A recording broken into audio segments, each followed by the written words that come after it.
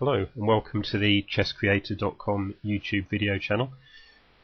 In today's video I'd like to go through a recent bullet tournament game which I lost from a winning position.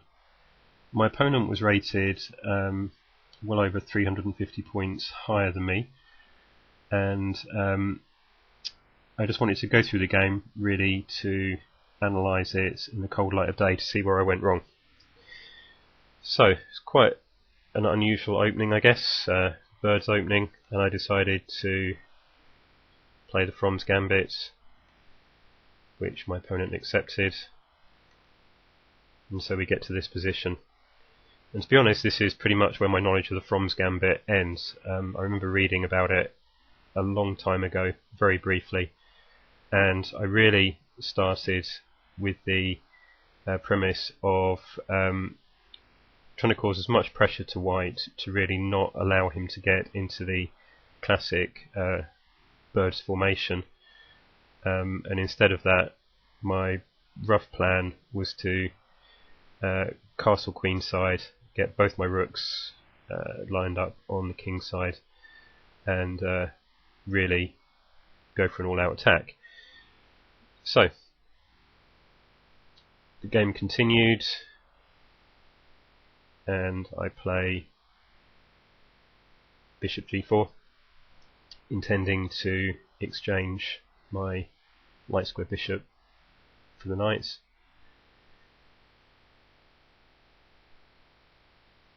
At this point I'm looking to exchange off queens,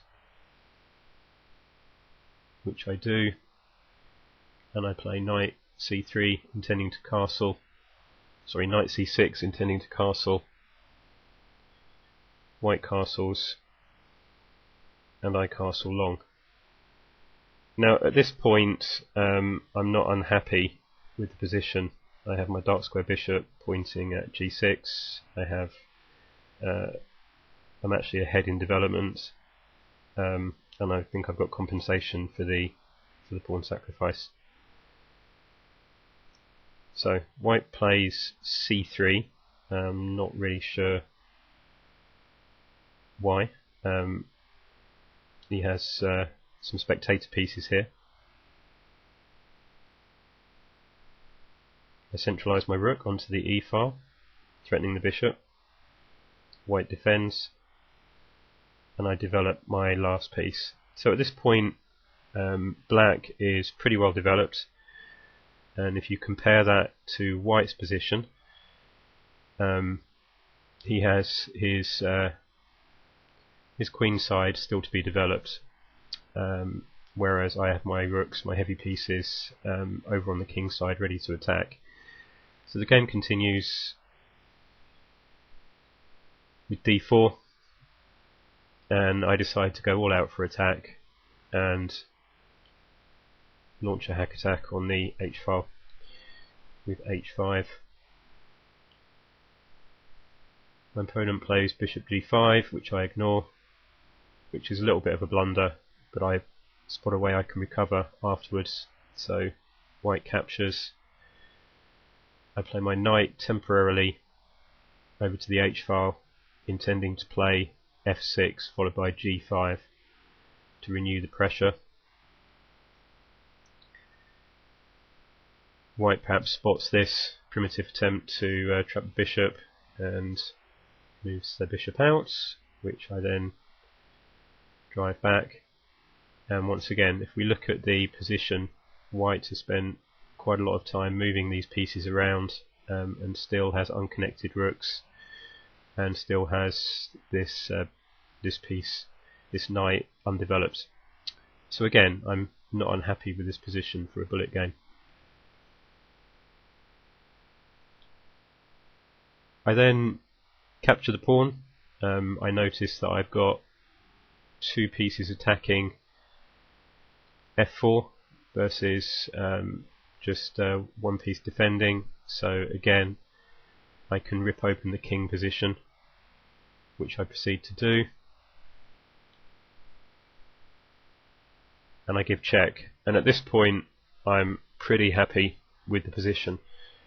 I'm playing a an opponent, as I said, around 350 points higher than myself. I have both my rooks bearing down on his king side. He has almost no protection, and in contrast, he has nothing in terms of an attack on my king. So the game progresses. I snap up the pawn, and at this point is where I make my horrific, probably one of my game-losing blunders. White quite rightly decides to make a run for it, seeing these rooks are pretty powerful on the open G file and the semi-open H file, and I miss a wonderful opportunity for forking king and rook by playing knight G2. But I guess in my defence, this is a bullet game, and I guess I just missed that one, unfortunately. It does actually cost me the game in the end. So I retreat the knight instead of winning the exchange. White develops his last piece, and again I waste time moving the knight around. White now completes the escape, and unfortunately my attack dissipates into almost nothing. And at this point I kind of lose the plot. I decide to play a prophylactic move to avoid the bishop check, but really I now have no plan. I should be looking to exchange pieces, I think, and just really get into a winning endgame. At this stage I did have a small advantage on the clock. I try and line up a discovered attack on the bishop, which my opponent thwarts. I decide to try and snap off another pawn, and really again at this point I just fall to pieces, to be perfectly honest. I decide to waste time chasing the rook around, which he sacrifices quite nicely for an open b file, and I guess it's at this point where his superior rating really kicks in, because I fail to spot the impact of bishop takes c6. So again I just waste time trying to harass the bishop without a clear plan, and at this point I start to really come under a lot of time pressure, and the next few moves, unfortunately, you can probably already guess what's going to happen. I double my rooks. I completely fail to see the threat until about now, where I think, oh dear, my king's a bit precarious with this bishop here and it's quite difficult to remove now. And sure enough, my opponent quite cleverly plays a few more moves, and by now there's not too much I can do, and they get quite a pretty mate in the corner. So the question is, what did I learn from this? The first thing I learned is that Fromm's Gambit is dangerous even in the hands of someone that spent 10 minutes reading about it a couple of years ago. So it's definitely something I'm going to look at and learn in more detail.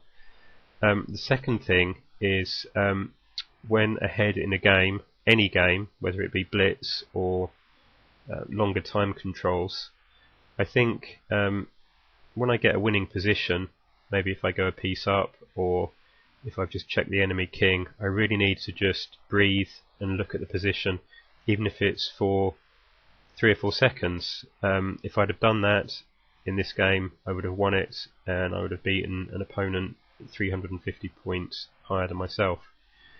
And the third lesson is the painful one, which is don't allow stronger players any counterplay. Instead of wasting time chasing their pieces without any clear plan of attack, I should have paid far more attention to king safety. So I hope this has been a brief introduction, useful introduction to From's Gambit, and hopefully you can also learn something from my mistakes and improve your own chess ratings. So if this has been useful, please consider subscribing or clicking on like onto the video, and in the meantime, send me any questions or comments on YouTube.